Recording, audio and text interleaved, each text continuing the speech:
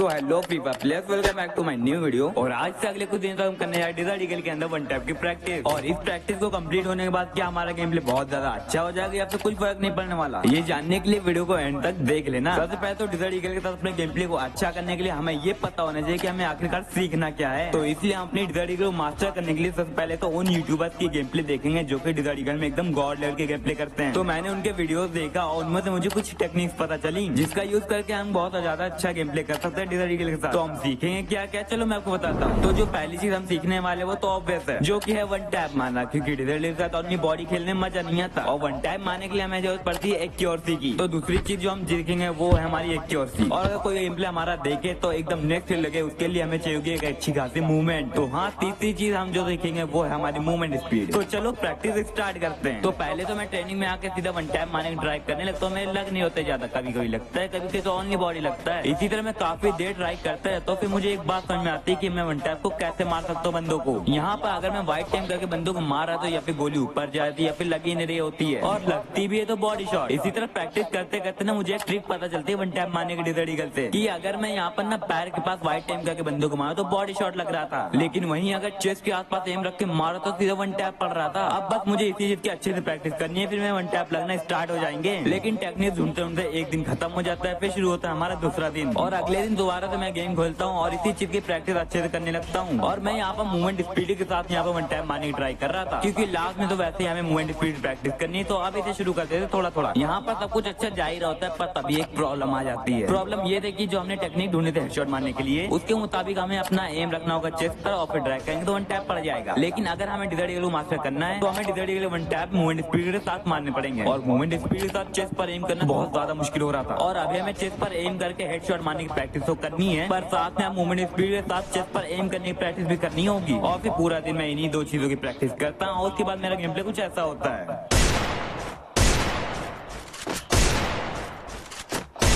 और फिर इसी तरह मैं पूरा दिन गेम प्ले करता हूँ और फिर शुरू हो जाता है तीसरा दिन। और फिर तीसरे दिन तक आते आते मेरा गेम प्ले सिर्फ इन पुतलों पर नहीं, जबकि चलने वाले पुतलों पर भी काफी ज्यादा अच्छा हो गया था। आप लोग स्क्रीन पर देख ही सकते हो, मैं यहाँ पर इमोट शॉट आराम से इनको मार पा रहा हूँ। और अभी मैं डिजर्ट ईगल का काफी ज्यादा खतरनाक वन टैप करना स्टार्ट हो गए थे। और अभी तक मैंने जो भी सीखा था उसको कॉम्बैट जोन में टेस्ट करने की बारी थी, लेकिन जैसे ही मैं कॉम्बैट जोन में जाता हूँ मेरे साथ कुछ ऐसा होता है। मैंने प्रैक्टिस तो बहुत ज्यादा करी थी और वन टैप भी पड़ रहे थे पुतलों पर, लेकिन जैसे मैं यहाँ पर आता हूँ यहाँ पर मुझसे भी वन टैप नहीं लग रहा होता, अलग से बंदे मुझे बहुत बुरा मार रहे होते हैं। अब जैसे कि आप लोग यहाँ पर ही देख लो, मैं यहाँ पर रिवाइव करता हूँ, एक ट्राई लेता हूँ नहीं पड़ता, दूसरा ट्राई लेता हूँ फिर भी नहीं पड़ता यार, और कहीं जाके तीसरे ट्राई पर मतलब कि वन टैप पड़ ही जाता है। लेकिन ऐसा सभी बंदों के साथ नहीं हो रहा था, मतलब कि मेरे वन टैप बहुत ज्यादा कम पड़ रहते हैं। अब मुझे यहाँ पर इतना समझ में आ जाता है कि पुतलों पर और रियल बंदों पर प्रैक्टिस करने में बहुत ज्यादा फर्क होता है। लेकिन ये प्रैक्टिस पूरी तरह से यूजलेस नहीं थी। मैंने जो भी सीखा था पुतलों के साथ ट्रेनिंग करके, उसको मैंने रियल बंदों के साथ सेट किया और मेरा गेम प्ले कुछ ऐसा हो जाता है।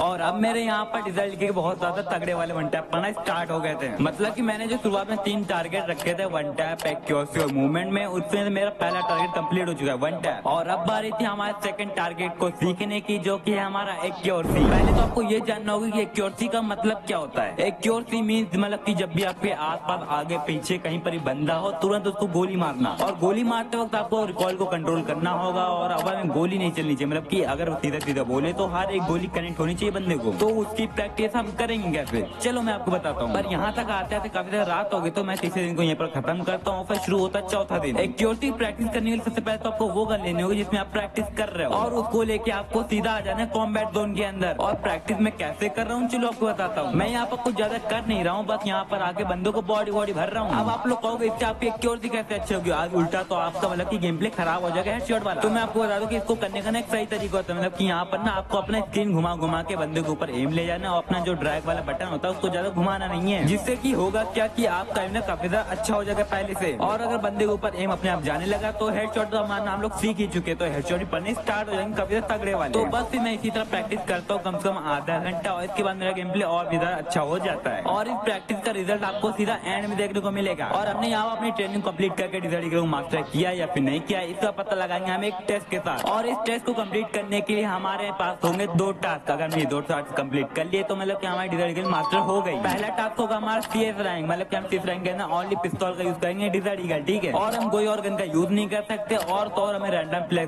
खेल के ये वाला चैलेंज कंप्लीट करके पूरा निकालना है। और दूसरा टास्क